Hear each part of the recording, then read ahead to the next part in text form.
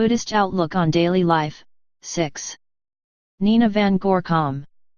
9. The Sangha. The Sangha is the third of the three gems. When Buddhists take their refuge in the Sangha, they say, Sangha Saragachmai, which means, I go for refuge to the Sangha. The word Sangha literally means congregation or community. It is the word generally used for the order of monks. However, the word Sangha in connection with the third gem has a different meaning.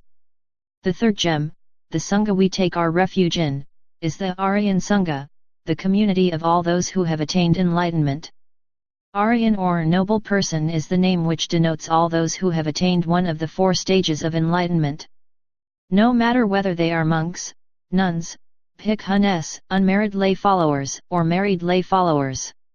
In the suttas we read that countless men and women lay followers, single and married, attained enlightenment. 22. In order to understand what enlightenment is, we should first know more about the accumulation of defilements. All kinds of defilements which arise are conditioned, they are conditioned by akusala in the past. Akusala citta which arises now conditions akusala citta again in the future.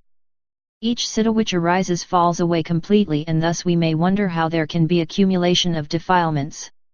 Each citta which arises falls away, but it conditions the succeeding citta and this again the next one. Since our life is a continuous series of cittas succeeding one another, the process of accumulation continues in this series of cittas, going on from moment to moment, from birth to death, and from one life to the next life. That is the reason why there are conditions at present for all kinds of defilements. They can arise at any time when there are the right conditions.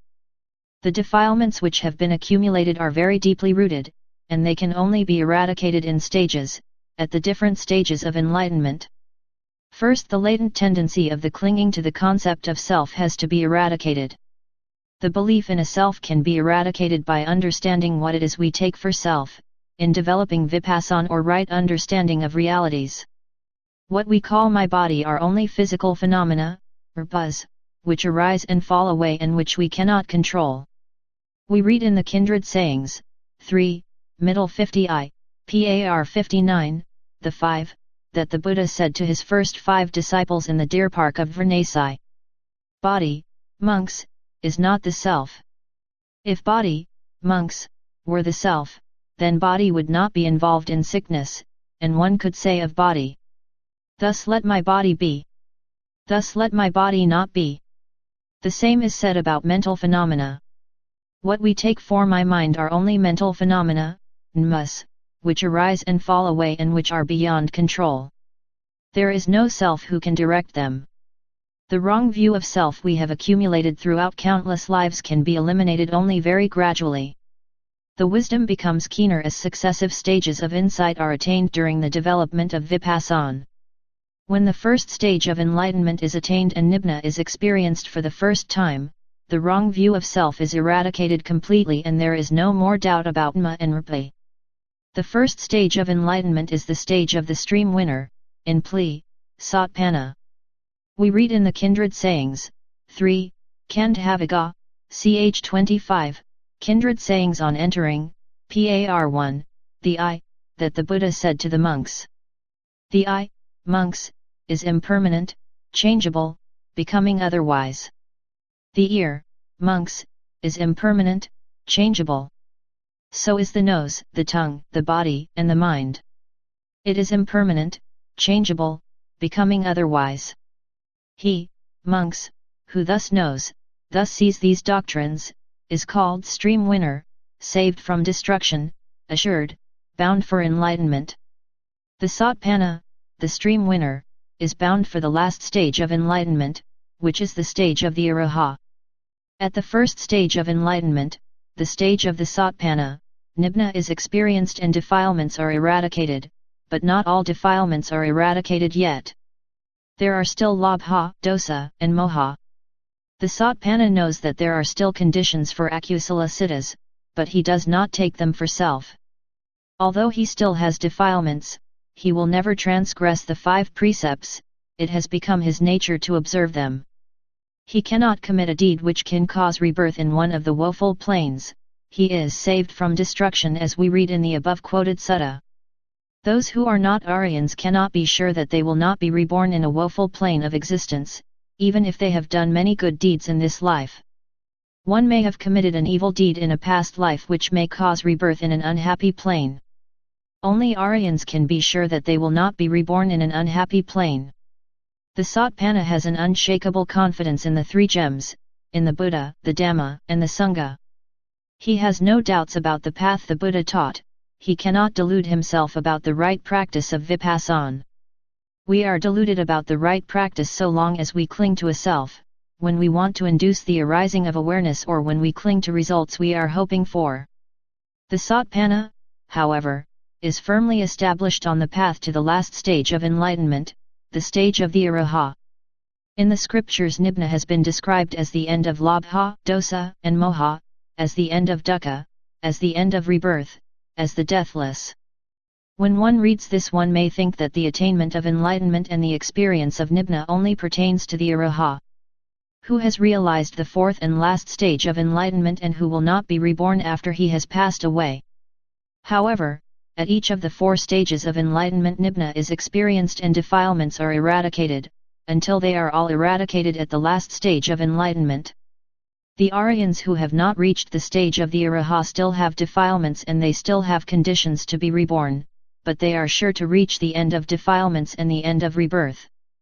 The Satpana has experienced Nibbana. It is difficult to understand and define what Nibbana is. Nibbana is the unconditioned Dhamma. It does not arise and fall away. All realities we experience in daily life arise because of conditions and then fall away immediately. What arises and falls away is dukkha, suffering, or unsatisfactory. All conditioned realities are impermanent, dukkha, and anat, non-self. Since Nibbana does not arise and fall away, it is not impermanent and thus not dukkha. Nibbana is not a person or self, it is anat. Thus, all realities, including Nibbana, are anat. When Pa has been developed to the degree that conditioned realities are clearly understood as they are, as impermanent, dukkha and anat, there can be enlightenment, the experience of Nibbana. Nibbana is the object of Lokuttara Siddha, supramundane Siddha, as we have seen in chapter 7. The Lokuttara Siddhas which experience Nibbana arise and then fall away immediately, they are impermanent. After they have fallen away, other types of Siddhas arise which are not Lokuttara Siddhas. So long as one has not eradicated all defilements, Akusala Siddhas are bound to arise again. The fact that the Satpana has attained enlightenment does not mean that he cannot continue all his daily activities. The Satpana can live with husband or wife and lead a family life. Aryans who have not attained the third stage of enlightenment, the stage of the non-returner or Angm, still have attachment to sense objects. As regards the Araha, he has no inclinations at all for the layman's life. The Satpana does not take enigma or rupa for self, but there is still attachment, aversion, and ignorance. He still has conceit. Therefore, he has to continue with the development of Vipassana. We read in the Kindred Sayings, 3, Khandvaga, last 50, 2, Par 122, Virtue. That Makohita asked Sriputa what would be the object of awareness for a virtuous monk who has not realized any stage of enlightenment yet. Or for a Satpana, or for those who have realized the subsequent stages of enlightenment. Sriputa explained that the object of Pa is the 5 khandhas of grasping, 23, which are all thanmas and rupas in and around oneself. Sriputa said, the 5 khandhas of grasping, friend Kohita, are the conditions which should be pondered with method by a virtuous monk. As being impermanent, suffering, sick, as a boil, as a dart, as pain, as ill health, as alien, as transitory, empty and not self. Indeed, friend, it is possible for a virtuous monk so pondering with method these 5 khandhas of grasping to realize the fruits of stream winning. But, friend Sriputa, what are the things which should be pondered with method by a monk who is a Satpana? By a monk who is a Satpana, friend Kohita, it is these same 5 khandhas of grasping which should be so pondered. Indeed, friend, it is possible for a monk who is a Satpana, by so pondering these 5 khandhas, to realize the fruits of once returning, 24. But, friend Sriputa, what are the things which should be pondered with method by a monk who is a once-returner? By one who is a once-returner, friend, it is these same 5 khandhas which should be pondered with method. Indeed it is possible, friend, for one who is a once-returner, by so pondering to realize the fruits of non-returning. 25. But, friend Sriputa, what are the things which should be pondered with method by one who is a non-returner? By such a one, friend Kohita, it is these 5 khandhas of grasping which should be so pondered. It is possible, friend, for a non-returner by so pondering to realize the fruits of arahatship. But what, friend Sriputa, are the things which should be pondered with method by one who is an araha? By an araha, friend Kohita, these 5 khandhas should be pondered with method as being impermanent, suffering, sick, as a boil, as a dart, as ill health, as alien, transitory, void and not self. For the araha, friend, there is nothing further to be done, nor is there return to upheaping of what is done. Nevertheless, these things, if practiced and enlarged, conduce to a happy existence and to self-possession even in this present life. The Aryan of the second stage, the once-returner or Sakajm, has not eradicated all attachment and aversion, but they have become attenuated. He still has ignorance, which is only completely eradicated by the Araha. The Aryan of the third stage, the non-returner or Angm, has eradicated aversion and he has eradicated attachment to the things experienced through the 5 senses, but he has not eradicated all forms of clinging. He still clings to rebirth and he still has conceit. Aryans who are not yet arahas can still have conceit, although they have no wrong view of self. They may be inclined to pride while they compare themselves with others. When a person thinks himself better than, equal to, or less than someone else, there can, even if it is true, be conceit. Why should we compare ourselves with others? In the Khimaka Sutta, Kindred Sayings 3, Khandvaga, Middle 50, Part 4, Par 89, we read that the monk Khimaka, who was staying in Jujube Tree Park, was afflicted by sickness. Some other monks who were staying near Kozam in Gozada Park, asked the monk Tsaka to inquire after his health. After he gave the message that his health was not improving, the other monks told Tsaka to ask Khimaka whether he still took anything for self. When Khimaka had told Tsaka that he did not take anything for self, the other monks concluded that Khimaka must be an araha. Khimaka answered Tsaka, "Though, friends, I discern in the 5 khandhas of grasping no self nor anything pertaining to the self, yet am I not araha, nor one in whom the savas, cankers, are destroyed.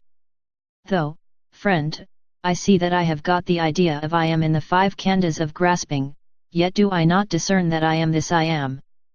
Then the Venerable Tsaka returned to the monks with that message and reported the words of the Venerable Khimaka, and those monks sent this further message. As to this I am, friend Khimaka, of which you speak, what do you mean by this I am? Do you speak of I am as body or as distinct from the body? As feeling, or as distinct from feeling? As perception, as the activities, as consciousness, or as distinct from consciousness? As to this I am, what do you mean by it? So the Venerable Tsaka went again and took the message in these words. Enough, friend Tsaka. What boots this running to and fro? Fetch my staff. I will go myself to these monks. So the Venerable Khimaka, leaning on his staff, came to those monks. When he got there, he greeted them, and exchanging the courtesies of civil words, sat down at one side. As he thus sat, the elders thus spoke to the Venerable Khimaka. As to this I am, friend Khimaka, of which you speak, what do you mean by it? Do you speak of it as body or as distinct from body, as consciousness, or as distinct from consciousness? No, friends, I do not say, I am body or feeling or perception or the activities or consciousness, or as distinct from these and from consciousness. Though, friends, I see that I have got the idea of I am in the 5 khandhas of grasping, yet I do not discern that I am this I am.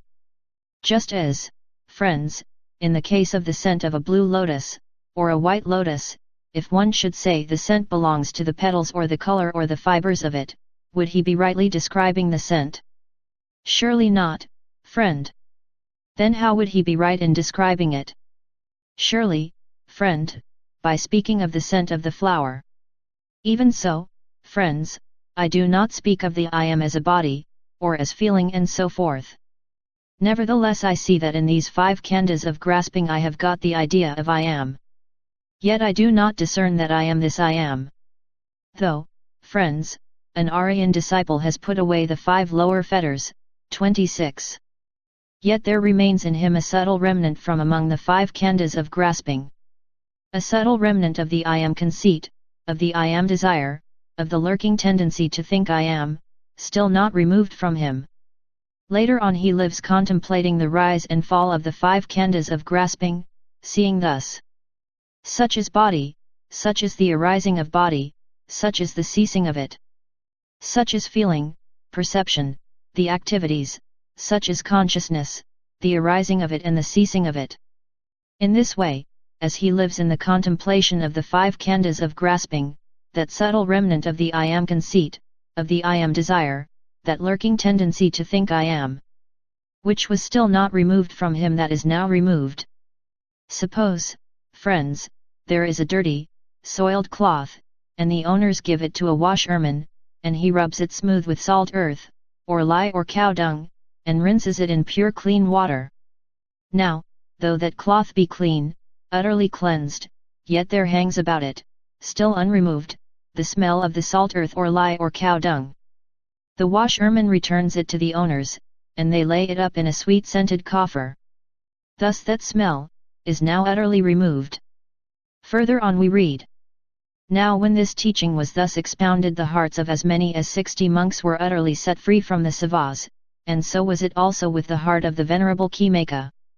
The Araha has eradicated all defilements and latent tendencies.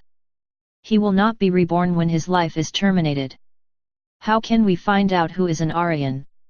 There is no way to know who is an Aryan, unless we have become enlightened ourselves. It cannot be known from someone's outward appearance whether he is an Aryan or not. People who are very amiable and peaceful are not necessarily Aryans. However, we can take our refuge in the Aryan Sangha even if we do not personally know any Aryans. We can think of the virtues of the Aryans, no matter whether they are in this plane of existence or in other planes. The Aryans prove that there is a way to the end of defilements. We should know what the condition is for the end of defilements. The development of wisdom. The monks, nuns, men and women lay followers who were Aryans in the Buddha's time proved that what the Buddha taught can be realized in daily life. The Buddha did not teach abstract ideas, he taught reality. Should those who want to realize the truth not walk the same path the Aryans walked, even if they still have a long way to go?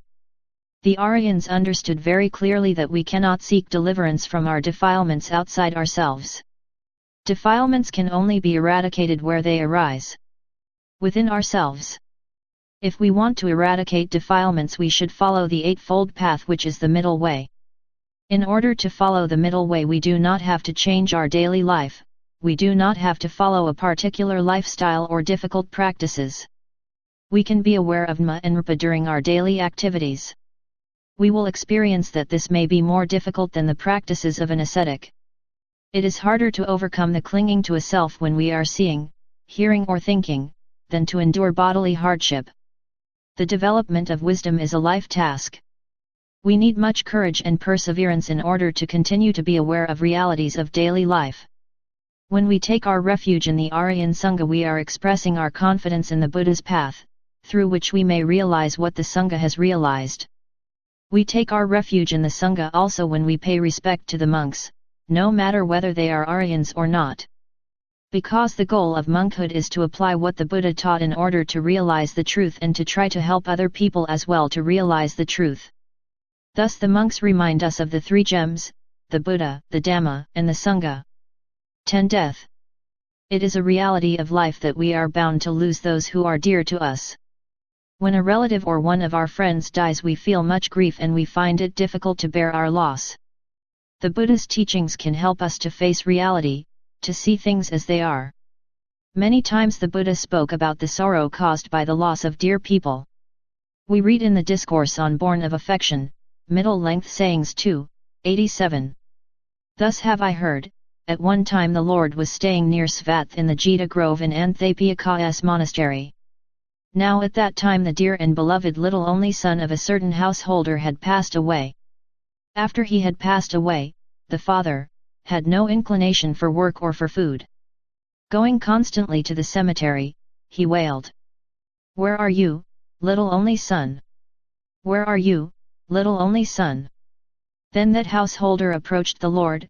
Having greeted the Lord, he sat down at a respectful distance. The Lord spoke thus to that householder as he was sitting down at a respectful distance. "Do you not have, householder, controlling faculties for stilling your own mind? There is a change in your faculties. But how could there be no change in my faculties, Lord? For, Lord, my dear and beloved little only son has passed away." That is just it, householder.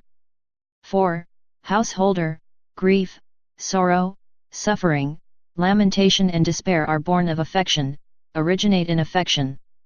But for whom, Lord, could this hold good in this way? Grief, sorrow, suffering, lamentation and despair are born of affection, originate in affection. For, Lord, bliss and happiness are born of affection, originate in affection. Then the householder, not rejoicing in what the Lord had said, repudiating it, rising from his seat, departed. The householder could not grasp the deep meaning of the Buddha's words. We should try to understand what the Buddha meant. We should try to understand what the Buddha taught about the world, about ourselves, about life and death. The Buddha summarized his teachings in the Four Noble Truths. We read in the Kindred Sayings, v. Mahavaga, Book 12, Kindred Sayings about the Truths, ch. 2, par 1. That the Buddha explained the Four Noble Truths, Arya Saka, to his first 5 disciples in the Deer Park in Varanasi. The first noble truth is the truth of dukkha, which can be translated as suffering or unsatisfactoriness. The Buddha said, "Now this, monks, is the Aryan truth about dukkha. Birth is dukkha, decay is dukkha, sickness is dukkha, death is dukkha, likewise sorrow and grief, woe, lamentation and despair. To be conjoined with things we dislike, to be separated from things we like, that also is dukkha. Not to get what one wants, that also is dukkha. In a word, the 5 khandhas which are based on grasping are dukkha. The 5 khandhas, which are the mental phenomena and the physical phenomena in and around ourselves, are dukkha. One may wonder why they are dukkha. We take the mind for self, but what we call our mind are only mental elements or ornaments which arise and then fall away immediately. We take the body for self, but what we call our body are only physical elements or rupas which arise and fall away. When we do not know the truth, we think that these phenomena can stay. We take them for ourself.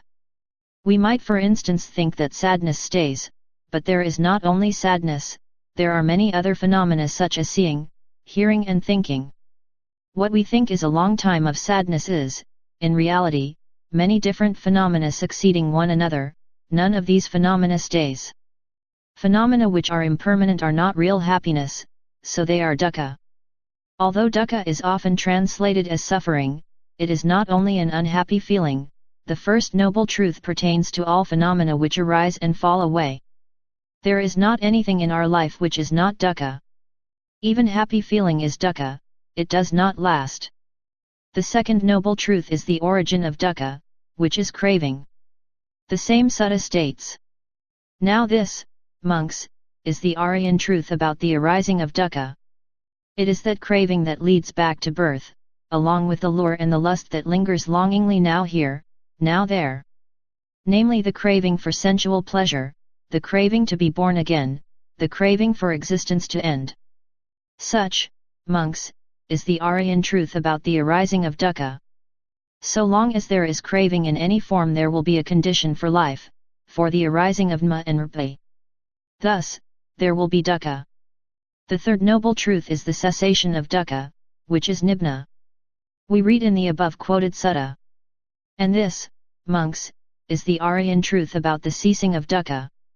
Verily it is the utter passionless cessation of, the giving up, the forsaking, the release from, the absence of longing for this craving. Craving is the origin of dukkha, whereas when there is the cessation of craving there will be the extinction of rebirth and thus of dukkha. Nibbana is the end of dukkha. The Araha has, at the attainment of enlightenment, eradicated all craving, and thus for him there are no more conditions for rebirth, and that means the end of dukkha. 27. We read in the same sutta about the fourth noble truth. Now this, monks, is the Aryan truth about the practice that leads to the ceasing of dukkha. Verily it is the Aryan eightfold way, namely, right understanding, right thinking, right speech, right action, right livelihood, right effort, right mindfulness, right concentration. The eightfold path, Aryamagga, is the development of right understanding of all phenomena which appear in our daily life. We come to know the world in and around ourselves, not through speculation, but from our own experience. How do we experience the world? We experience the world through seeing, hearing, smelling, tasting, receiving impressions through the body sense and through the mind.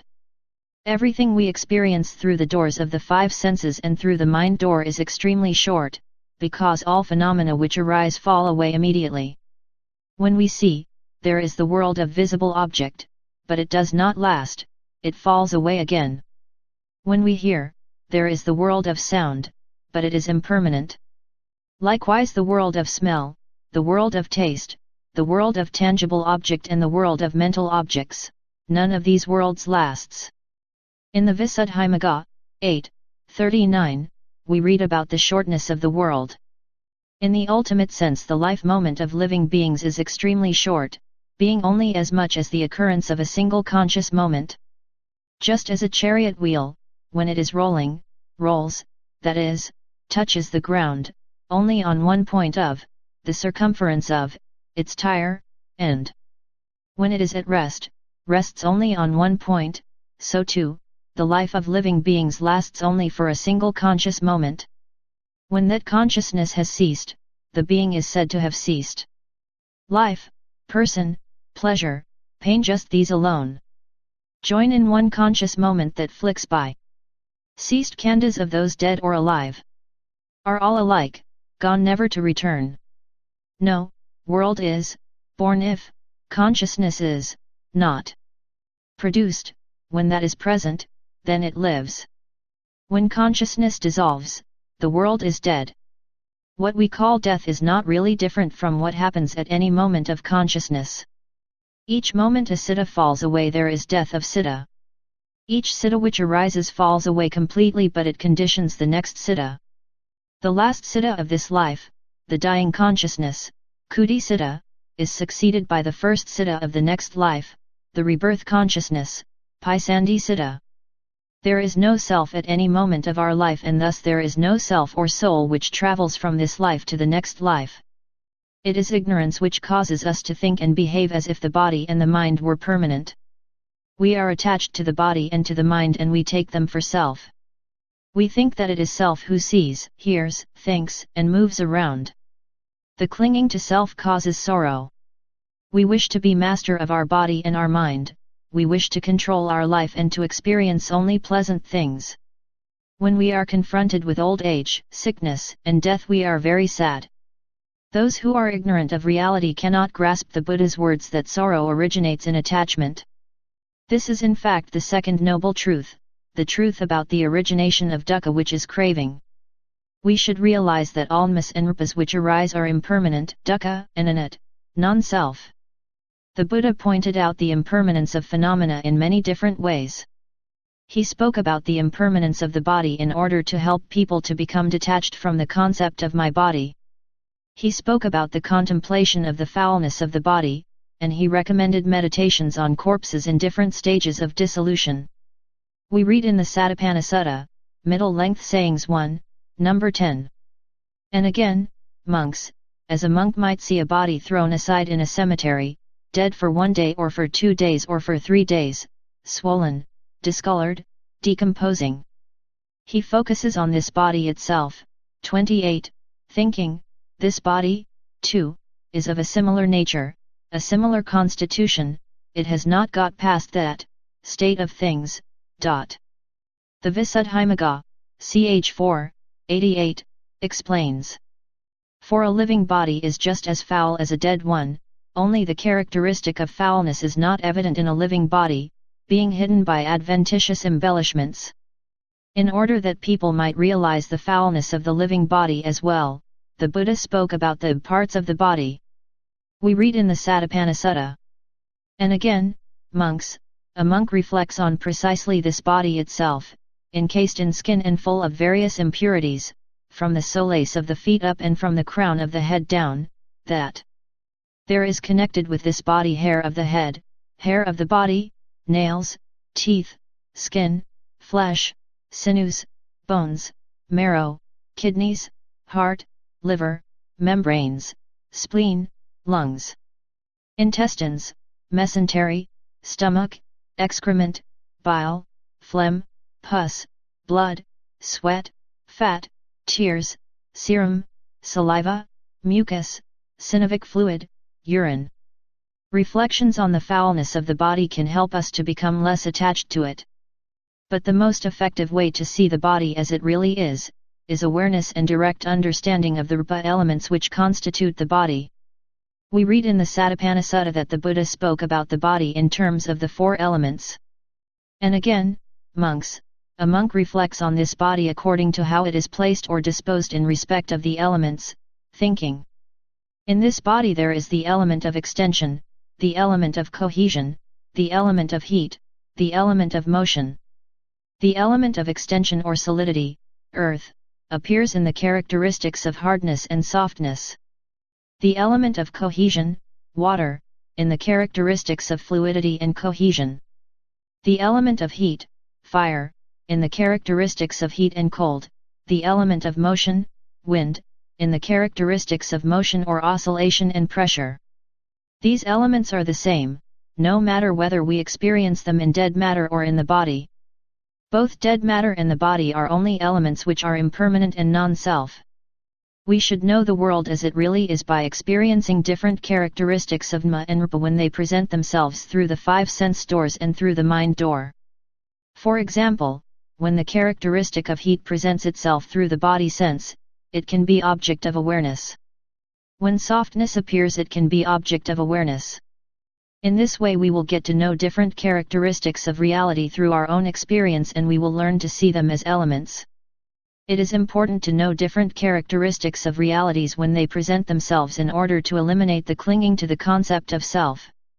We may think that the softness of the body belongs to my body. When we learn to be mindful of the characteristic of softness more often, we will find out that softness is a characteristic which is the same in dead matter and in the body. We will learn through experience that it is a characteristic which does not know or experience anything. That it is rupa and not self. Thus we will become less attached to the concept of my body. When we are aware of realities such as seeing, sadness, happiness and thinking, we will learn that they are only different types of Nama which arise and fall away. They are dukkha. The eye is dukkha, seeing is dukkha, the feelings which arise on account of what is seen are dukkha. It does not appeal to everybody to be mindful of Nama and Rupa as they appear in daily life. However, we have to consider what we really want in life. Do we want to continue being ignorant and taking body and mind for self? Do we want to live in darkness, or do we want to develop wisdom so that there will be an end to dukkha? If we decide that we want to walk the way leading to the end of dukkha, we must develop wisdom in our daily life. When we see, hear, or think, when we feel sad and when we feel happy. This is the only way to understand dukkha, the arising of dukkha, the ceasing of dukkha and the way leading to the ceasing of dukkha. When we realize how deeply rooted our ignorance is and how strong the attachment to the self, we will be motivated to learn to be mindful of Nama and Rupa. The Buddha often spoke about mindfulness of death. He spoke about death in order to remind people of the impermanence of each moment. Life is extremely short, and thus we should not waste any time, but we should learn to develop understanding of the present moment so that ignorance of realities can be eliminated. Ignorance cannot be eradicated within a short time. Only when one has attained the fourth and last stage of enlightenment, the stage of the Arahat, are there no more defilements, only then ignorance is completely eradicated. We read in the Mahaparinibhana Sutta, Dialogues of the Buddha 2, number 16, ch. 4, 10,11, 29, that when the Buddha passed away those who still had conditions for sorrow wept.